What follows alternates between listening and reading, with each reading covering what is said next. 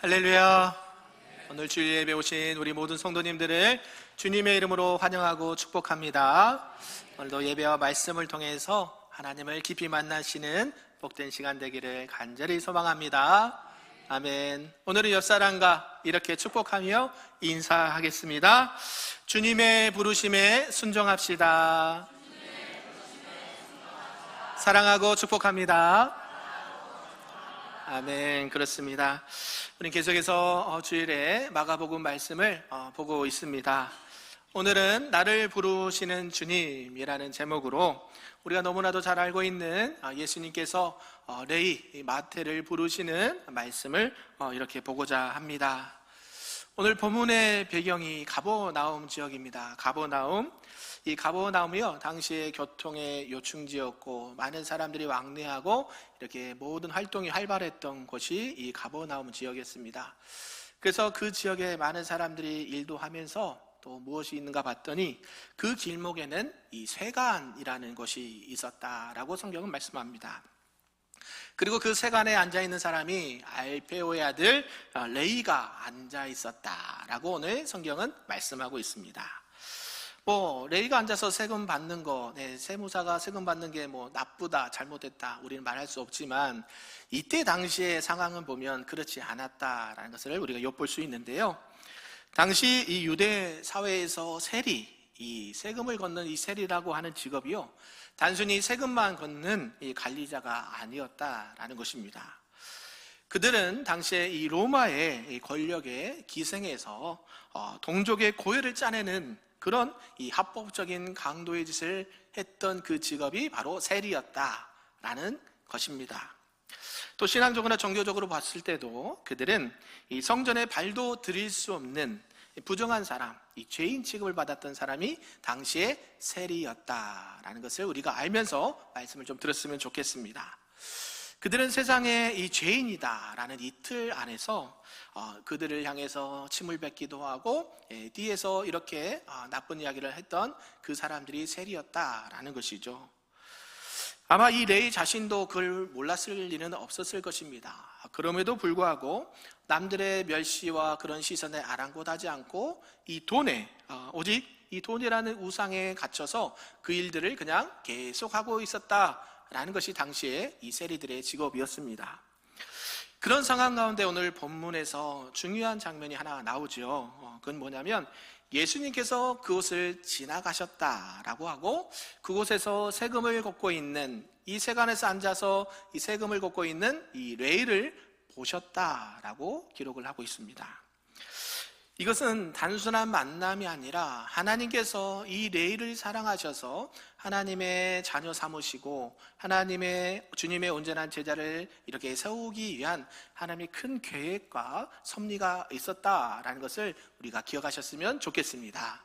그런 가운데 오늘 우리에게 주신 말씀 좀 몇 가지를 보겠는데요. 그 첫 번째 한번 읽어볼까요? 시작. 주님은 있는 모습 그대로 부르십니다. 우리 주님께서 이 레위를 보시면서 그를 부르시거든요. 우리 본문 13절과 14절을 다시 한번 읽어보겠습니다. 시작. 예수께서 다시 바닷가에 나가심에 큰 무리가 나왔거늘 예수께서 그들을 가르치시니라. 또 지나가시다가 알페오의 아들 레위가 세간에 앉아있는 것을 보시고 그에게 이르시되 나를 따르라 하시니 일어나 따르니라. 아멘. 지금 예수님께서 많은 사역들을 감당하시고 다시 바닷가에 나가셨습니다. 그때 큰 무리들이 예수님을 따라다녔다라고 말씀하고 있습니다. 그리고 그들을 향해서 예수님께서 많은 것들을 가르치셨죠. 하나님의 나라에 대해서, 복음에 대해서 가르치셨는데 그 가운데 이제 한 곳을 지나갑니다. 이 세간 앞을 지나가다가 알페오의 아들 레위가 그곳에 앉아있는 것을 보셨다. 그리고 그에게 말씀합니다. 나를 따라오너라. 이 말씀 앞에 레위가 묻지도 않고 따지지도 않고 따라갔더라 라고 성경은 기록하고 있다라는 것이죠. 여기서 나를 따르라 라는 표현이요, 그냥 단순히 저 따라오십시오 이 정도가 아닙니다. 그게 뭐냐면 이 헬라어 문법상 보면 현재 명령형이라고 이렇게 쓰였는데요. 그건 뭐냐 봤더니 이례적인 초청이 아니라 지금 이 순간부터는 너는 이제 계속해서 나를 따라다녀야 된다. 너의 모든 것을 버리고 나를 따라다녀야 된다 라고 말씀하시는 게 나를 따르라 라는 이 의미가 있었다라는 것이죠. 여기서 놀라운 것, 또 여기서 우리가 생각해 볼 것은 뭐냐면 레이에게 다른 말씀 안 하셨다라는 것이죠. 너 열심히 일했으니까 사표 쓰고 퇴직금 받고 나와, 이 정도 하는 게 아니고요. 또 네가 지난날에 몰래 이렇게 나쁘게 했던 것 회개하고 나 따라와, 이렇게 말씀하시지 않으셨다. 그냥 보시고요, 예수님께서 말씀하시는데 뭐라 그래요? 나를 따르라. 이게 중요하다라는 사실이죠. 그냥 주님께서는 우리가 있는 모습 그대로 우리를 부르셨다라는 사실입니다. 그가 가장 이 부정한 현장, 그의 삶에서 이 세간 책상에 앉아 있을 때에 그는 그 있는 모습 그대로 주님이 부르셨다라는 것이죠. 우리가 창세기 28장에 보면 이 베델에서 야곱의 사건을 볼 수가 있습니다. 당시에 이 야곱은요, 우리가 잘 알듯이 형을 속이고 아버지를 기만해서 형 에서의 축복을 가로채고 도망자 신세였습니다. 이 도망자 신세로 살아가면서 광야의 차가운 바닥에 돌베개 베고 잠을 자고 있는 상황에서 누가 오셨을까요? 우리 하나님이 그를 찾아오셨다라는 것이죠.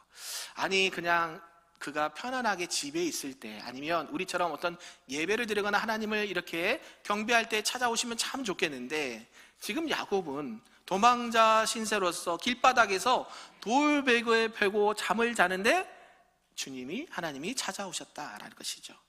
그러면서 이 창세기 28장 15절에 무엇이라고 말씀하시는가 봤더니요, 내가 너와 함께 있어 내가 어디로 가든지 너를 지키며 너를 이끌어 이 땅으로 돌아오게 할지라. 내가 내게 허락한 것을 다 이루기까지 너를 떠나지 아니하리라 하신지라. 아멘.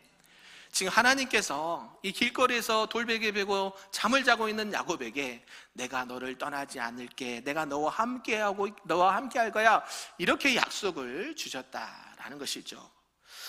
야곱아, 내가 어디로 가든지 내가 너와 함께하겠다. 그것은 뭐냐면 너가 어떤 상황에 있든지 나는 너를 버리지 않고 너와 함께하겠다라고 약속해 주셨다는 사실이죠. 오늘 이 예수님께서 레이에게 찾아오셔서 다른 거 묻지 아니하고 너가 어떻게 하면 나를 따라와, 이게 아닙니다. 너가 변화되고 새 사람이 돼서 나를 따라와 부르지 않으셨다라는 것이죠. 그냥 그 세간에 앉아있는 모습, 있는 모습 그대로 주님이 그를 부르셨다라는 사실입니다. 17세기 유명한 네덜란드의 화가 렘브란트가 있습니다. 이 사람이 그렸던 그림이 이 돌아온 탕자, 이 탕자의 기양이라는 그림을 그렸는데요. 우리 화면을 한번 잠깐 띄워주실까요? 네, 보이십니까? 예, 이 그림이 렘브란트 유명한 이 그림 중에 하나인데요. 이 그림을 보면 돌아온 둘째 아들이겠죠? 아들을 품에 안은 이 아버지의 손이 이렇게 그려져 있습니다. 자세히 보면 여러분 나중에 좀 찾아보시면 알겠지만 한쪽 손은 거칠은 아버지의 손이 있고 한쪽은 부드러운 어머니 손이 같이 그려져 있습니다. 이 아들은 어땠습니까? 화면 내려주셔야 됩니다. 이 아들은 우리가 잘 알듯이 아버지의 유산을 죽지도 않았는데 먼저 받아서 먼 곳에 나가서 허랑방탕하게 다 쓰고 뭐가 되어버렸습니까? 거지가 되었어요. 거지가 됐는데요, 그 거지가 돼서 어때요? 이제는 돼지 쥐염을 열매를 먹는 그것도 없어서, 그거를 주는 사람도 없어서 뭐예요? 굶어서 죽게 생겼으니까 누구를 생각하는 거예요? 아버지를 생각합니다. 아버지를 생각하는데요, 아버지를 생각해서 집에 돌아가는데 저 멀리 끝에서 아버지가 나를 보셨다는 거예요. 그리고 아버지가 버선발로 달려와서 그 아들을 깊이 안아주었다라는 것입니다. 아버지는 묻지도 않습니다. 따지지도 않습니다. 너 돈 어디다 썼냐? 누구 만났냐? 그렇게 물어보지 않으세요. 그냥 뭐라 그래요? 아버지는 그 아들이 돌아온 아들을 품에 안아주었다라는 것이죠. 오늘 예수님께서 레위를 찾아오시고 그를 부르신 것이 바로 이와 같다라는 것이죠. 너 옛날까지 지금까지 많은 사람들에게 그 많은 세금을 거뒀지, 너 로마에게 그렇게 아부를 걸었지, 이런 거 묻지 않으세요. 그냥 있는 모습 그대로 나를 따라오너라 부르셨다라는 사실입니다. 믿으십니까? 이게 오늘 우리에게 주시는 복음의 메시지라는 것이죠. 우리가 주님 잠깐만요, 내가 좀 뭔가 좀 변화가 되고 내가 좀 착하게 좀 살아보고 내가 선한 일 좀 하고 그때 따르겠습니다 라고 레위도 대답하지 않아요. 그 뭐라 그래요? 따라오느라 말씀하실 때 레위도 묻지도 않고 따지지도 않고 주님을 따랐더라. 할렐루야. 이게 하나님의 은혜라는 것이죠. 저와 여러분이 이 주님의 부르심 앞에 주님, 내가 조금 더 나아지면 가겠습니다, 내가 좀 변화돼서 주님이 부르시면 그때 가겠습니다 라고 생각하는 분이 계시지 않습니까? 복음은요, 조건이 아닙니다. 복음은 그냥 일방적입니다. 하나님께서 여러분을 택하셔서 부르실 때에 여러분도 묻지도 않고 따지지도 않고 순종하며 나갈 수 있기를 주님의 이름으로 축복합니다. 그래서 나를 향한 그 주님의 부르심 앞에 우리의 어떠한 자격과 근거도 묻지 않으시고 주님의 전적인 사랑하에 우리가 그 부르심에 나아갈 수 있기를 간절히 소망합니다. 그리고 이어서 우리가 15절과 16절을 볼 텐데요, 이 부름받은 레위가 가장 먼저 한 일이 있었다라고 성경은 말씀합니다. 우리 이번 대지 일복을 볼까요? 시작. 주님은 가장 낮은 곳까지 찾아와 우리와 함께 하십니다 라는 말씀입니다. 이 본문에 보면 15절 16절인데 한번 읽어볼까요? 시작. 그의 집에 앉아 잡수실 때에 많은 세리와 죄인들이 예수와 그의 제자들과 함께 앉았으니 이는 그러한 사람들이 많이 있어서 예수를 따름이러라. 바리새인의 서기관들이 예수께서 죄인 및 세리들과 함께 잡수시는 것을 보고 그의 제자들에게 이르되 어찌하여 세리 및 죄인들과 함께 먹는가? 아멘. 지금 예수님께서는 레위를 부르시고 이제 레위가 누구의 집을 초청한 건가요? 자기 집에 예수님을 초청한 것을 알 수가 있죠. 15절에 보니까 그의 집에 앉아 잡수실 때에, 지금 예수님을 이 레위 집에 초청해서 많은 사람들과 함께 식탁의 교제를 나누고 계신다라는 것이죠. 당시 많은 세리 또 죄인들이 예수와 그의 제자들과 함께 앉아서 밥을 먹었다라는 것입니다. 여기서 독특한 단어가, 이 표현이 있는데요, 그게 뭐냐면 함께 앉았다라는 표현입니다. 함께 앉았다. 이 신학계 케인토라는 이 단어가 쓰였는데요, 이것은 단순히 앉아서 식사했다 이 정도가 아닙니다. 뭐냐면 함께라는 단어와 이 함께라는 뜻을 다는 쉬운 단어와 이 비스듬히 기대어 눕다라는 아나케이마이라는 단어가 합성된 단어예요. 그러니까 뭐냐면 우리가 식사할 때, 여러분 가족들과 식사할 때 허리 꼿꼿이 펴고 막 이렇게 식사하시는 분 계십니까? 안 계시죠? 어때요? 편한 자세로, 그죠? 입도 그대로 있고 한쪽 발을 올리고 이렇게 턱을 기대면서 스마트폰 보면서 식사하지 않습니까? 이게 우리 집 자녀들 표현인데요, 그렇게 편하게 식사를 한다는 것이죠. 예수님께서도 지금 이 레위 집에 가셔서 식사를 하는데요, 아주 편안하게 거의 비스듬히 이렇게 기대어서 식사를 하시고 교제를 하셨다라고 성경은 말씀합니다. 당시에 이 유대 사회에서는요, 이 정식적인 식사, 특히 이 잔치 자리에는 편안하게 비스듬히 약간 기대서 식사를 했다라는 것이죠. 근데 이런 자세는 아무하고나 이런 자세를 가질 수가 없었습니다. 좀 나보다 높으신 분이 계신다고 하면 그렇게 앉으면 안 되겠죠. 그런데 아무하고나 그렇게 하지 않고 편안하게 가족처럼 식사를 하셨다라고 성경은 말씀합니다. 가장 친밀하고 가장 허물이 없는 사이, 가족과 같은 그 사이로 인정하면서 주님이 식사를 하셨다라는 것이죠. 지금 거룩하신 하나님의 아들이요, 예수님께서 어떻게 식사하는가 봤더니 편안하게 식사하는데 식사하는 대상들이 나옵니다. 누가 나오냐면 손가락질 받고 죄인 취급받았던 세리와 많은 죄인들이 함께 식탁의 교제를 나누고 있다, 식사를 했다라는 것입니다. 누가복음 19장에 보면 여러분이 잘 알고 있는 삭개오 이야기가 나옵니다. 이 삭개오가 그때 당시 여리고의 이 세리장이었거든요. 이도 직업이 세금을 걷는 사람이었습니다. 그런데 예수님께서 오신다는 소식을 듣고 예수님을 보고자 어디로 올라갔습니까? 뽕나무 위로 올라가요. 왜요? 키가 작아서 예수님 한번 얼굴 보려고 뽕나무로 올라갑니다. 예수님께서 일부러 이 뽕나무 밑에 딱 기다리시다가 삭개오를 부르십니다. 삭개오야, 내려와라. 내가 오늘 너희 집에 유하여야겠다. 내가 너희 집에 가서 함께 교제할게. 이렇게 말씀하셨다라는 것이죠. 여기서 함께 유하다라는 것이 함께 교제하고 함께 나눈다라는 뜻이 있겠죠. 당시 이 유대인들에게는 이 죄인의 집에 들어간다라는 것은 상상할 수 없는 일이었다라는 것이죠. 그들을 어떻게 생각했냐면 부정하다라고 생각을 했어요. 그러니까 죄인, 또 세리, 창기, 병든 자 이들과 식사를 한다는 것은 유대인의 생각에서는 그럴 수가 없었어요. 그들은 늘 철저하게 율법을 지키며 우리는 그렇게 해서 거룩하다라고 생각했던 그 당시의 인물들이 유대인이었고 바리새인과 서기관들이었다는 것이죠.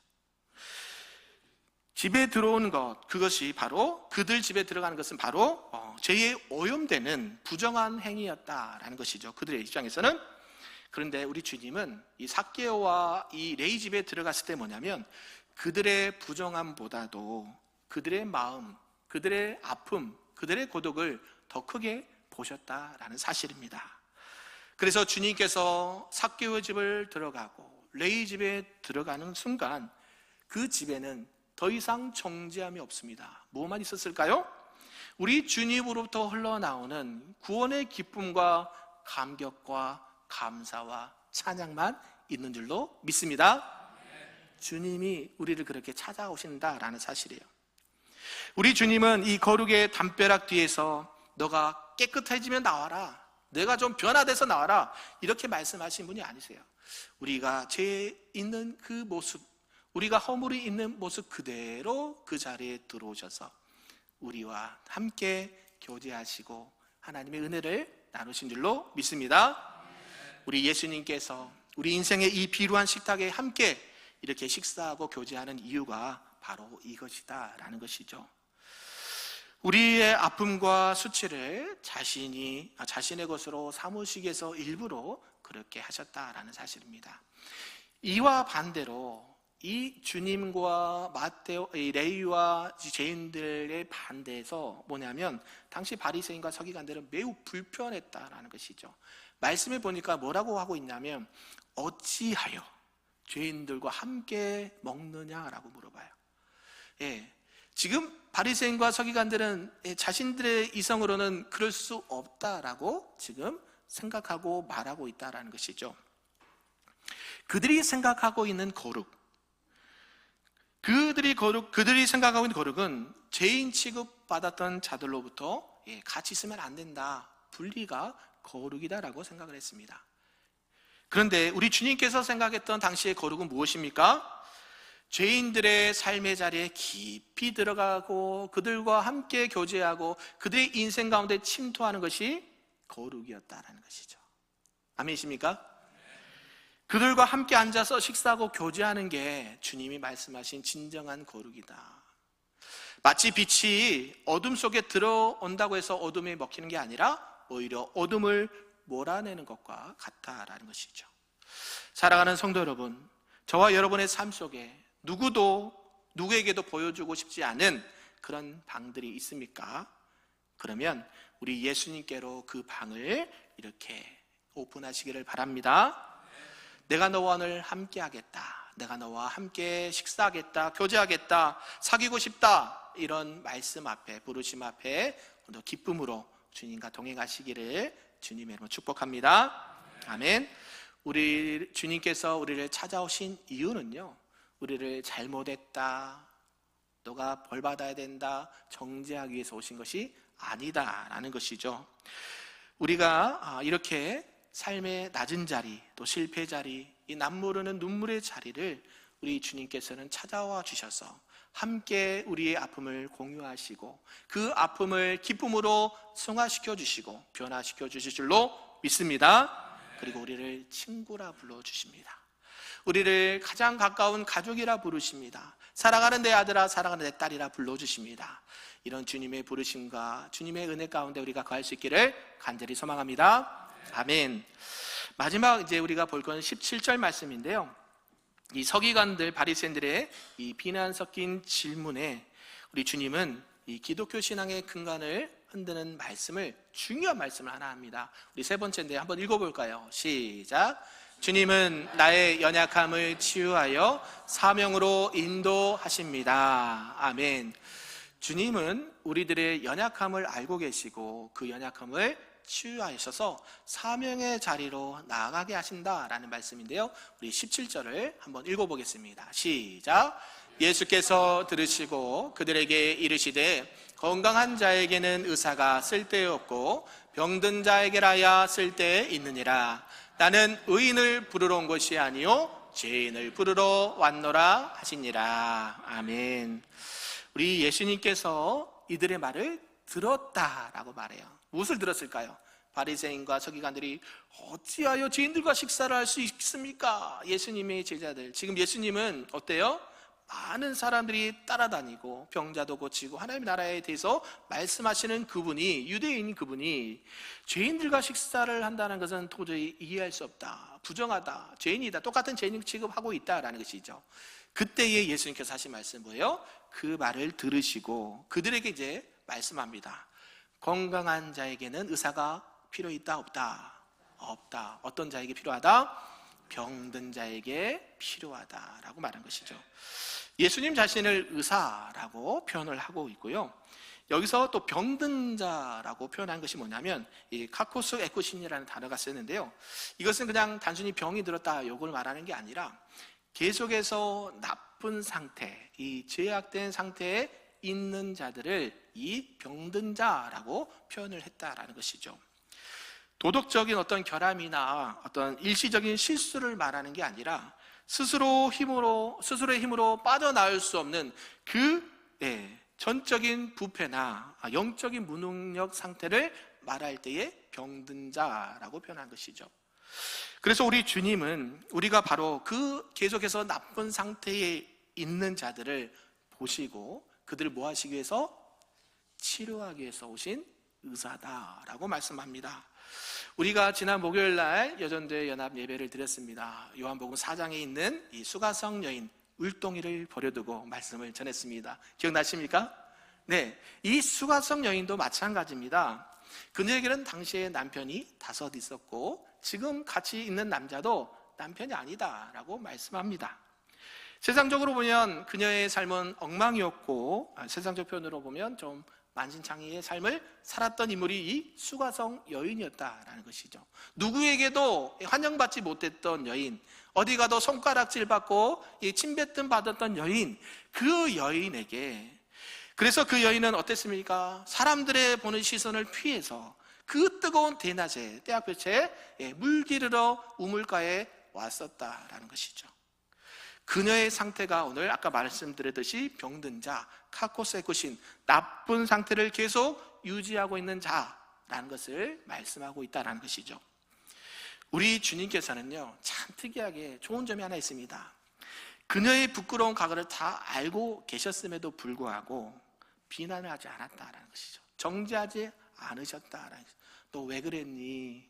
왜 그렇게 살았니? 너 왜 그렇게 죄악에서 벗어나지 못하니? 이런 비난이나 책망을 하지 않으셨다라는 것이죠. 그녀의 영원 깊은 곳에 있는 영적인 갈급함을 아시고 그 갈증의 정체를 짚어주시면서 다시는 목마르지 않는 영생의 샘물을, 솟아나는 샘물을 내게 주겠노라. 아멘. 예수님께서 그 생수가 되어주셔서 그 영혼의 깊은 갈증을 해결해 주셨다라는 사실이죠. 의사는요, 이 환자의 병명을 듣고 화를 내지 않습니다. 어떤 환자가 오면 어떻게 하면 이 질병을, 그 환자의 질병을 고쳐줄까 생각을 하지, 왜 이 질병에 걸려서 지금 힘들어하세요? 책망하는 분 보셨나요? 아니죠. 의사는 어떠해요? 환자가 오면 그 환자의 상태를 바로 알고 깨끗하게 고쳐주고자 하는 마음이 의사에게 있다라는 것이죠. 누가요? 우리 예수님이. 그래서 말씀하신 거죠. 나는 의인을 부르러 온 것이 아니라 누구를요? 죄인을 부르러 왔다. 우리 교회 안에도 그런 게 있습니다. 참 주의해야 될 게 뭐냐면 우리 모두가 의인입니다. 믿으십니까? 그런데 뭐가 있어요? 죄성이 있어요. 하나님 나라 갈 때까지는 늘 끊임없이 이 죄와 싸워야 돼요. 예수 그리스도로 말미암아 우리가 의롭다 함을 받았지 우리가 의인은 아니에요. 이걸 잘 이해하셔야 됩니다. 의인은 없나니 하나도 없습니다. 근데 교회 안에서 어때요? 서로 맞았니 틀렸니 옳고 그러니 하면 어때요? 어려워져요. 우리 주님께서 말씀하십니다. 나는 의인을 부르러 온 게 아니야. 누구를 부르러 왔어요? 죄인, 병든 자. 이 죄악 가운데 계속해서 헤어나지 못하고 스스로 벗어날 수 없는 그 병든 자 죄인을 내가 구하고 치료하고 회복시키기 위해서 왔다라고 말씀하신다는 것이죠. 여기서 부르다라는 이 칼레사이라는 단어가요, 단순히 이름을 부르는 게 아닙니다. 우리 오정린 권사님 이렇게 이름 부르는 게 아니에요. 이 부르다라는 의미의 이 진정한 의미가 안에 들어가 보면 그 부르심은 우리를 특별한 잔치 자리에 초대하는 부르심이다라는 것이죠. 잔치 자리 가보셨습니까? 티켓도 준비해야 되고 예쁜 옷도 입어야 되고 그렇게 뭔가를 갖춰서 이렇게 부르신다는 것이죠. 우리 주님께서 부르시면 그런 부르심이다. 또 사명자로 임명하는 부르심이다라는 것이죠. 여러분들이 하나님께서 부르신 사명자인 줄로 믿습니까? 아멘. 그래서 우리 주님은 우리를 단순히 치료실에 가다 놔서 우리를 이렇게 부르시는 분이 아니다라는 것이죠. 우리를 깨끗하게 거룩하게 고치시는 은혜 어떻게 하시려고? 우리를 세상에 다시 나가 사명자로 부르시고 보내셔서 그 아픈 자들을 위해서 또한 그들을 구원하고 치료하는데 그 사명을 감당하라라고 우리를 부르신 줄로 믿습니다. 그래서 우리가 주님 앞에 나갈 때에 괜찮은 척 안 했으면 좋겠습니다. 아멘. 우리 옆 사람과 한번 이야기해 볼까요? 우리 괜찮은 척 하지 맙시다. 네, 아멘. 왜 그러냐면 여러분 병원 가셨습니까? 병원 가보신 적 있습니까? 응급실. 우리 최근에 우리 홍 권사님이 허리가 아프셔서 병원에 갔거든요. 근데 병원에 여러분 응급실 가서 아유 괜찮습니다 선생님 나 참을 만합니다. 그럼 병원 왜 왔어요? 그렇죠? 아야야 지금 어때요? 아프니까 뭐 해주세요? 치료해달라고 병원 가지 않습니까? 교회 와서도 예수님 앞에 와서도 주님 나 괜찮아요 이러고 있을 필요가 없다라는 것이죠. 여러분이 무엇 때문에 아픈지 무엇 때문에 힘든지 주님 앞에 있는 모습 그대로 아뢰시기를 바랍니다. 그러면 주님께서 여러분들을 고치시는 의사가 돼서 고쳐주실 줄로 믿습니다. 그 다음에 뭐예요? 고치신 이유가 더 중요해요. 우리를 부르신 목적은 결국 우리를 사명자로 부르셔서 이 세상에 그 주님을 알지 못하는 영적 갈급함에 있는 사람들에게 우리 주님을 만나시면 다 고침받습니다. 우리 주님을 만나면 인생의 문제가 해결받습니다. 영생의 문제가 해결됩니다. 아멘. 영원한 목마름이 해결됩니다라고 고백할 수 있는 우리 모두가 될 수 있기를 주님의 이름으로 축복합니다. 말씀을 좀 정리하겠습니다. 사랑하는 성도 여러분, 오늘 우리는 예수님께서 길을 가시다가 이 레위, 세간에 앉아있는 레위를 부르시는 주님의 사랑을 보게 되었습니다. 당시 레위는 세상에 낙인 찍혔던 또 낙인으로 살았던 그 자였지만 주님을 만난 이후에 그의 인생은 180도 달라지게 되었다라는 것이죠. 그는 더 이상 이 로마의 하수인이 아니라 하나님의 선물인 마태로 부르셨다라는 사실입니다. 아멘. 신약성경 첫 번째 책이 무슨 책일까요? 신약성경 첫 번째 책 마태복음 누가 썼을까요? 오늘 본문의 주인공 마태가 썼다라는 것이죠. 죄인 취급받았던, 사람들에게 손가락질 받았던, 침뱉음 받았던 이 레위가 주님의 부르심에 순종하여 따라갔을 때에 하나님께서 기이 쓰시는 하나님의 사람이 된 줄로 믿습니다. 저와 여러분들도 주님을 만날 때 이런 은혜가 있기를 소망합니다. 지금 당장은 내가 어렵고 힘들다 하더라도 그 주님의 그 부르심 앞에 감사와 순종으로 나갈 때에 우리 또한 마태처럼 하나님께서 기이 쓰시는 하나님의 신실한 일꾼이요 주님의 온전한 제자가 될 줄로 믿습니다. 우리 금빛교회 모든 성도님들 올 한 해 주님 앞에 귀하게 쓰임받는 하나님의 귀한 자녀들 될 수 있기를 주님의 이름으로 축복합니다. 아멘.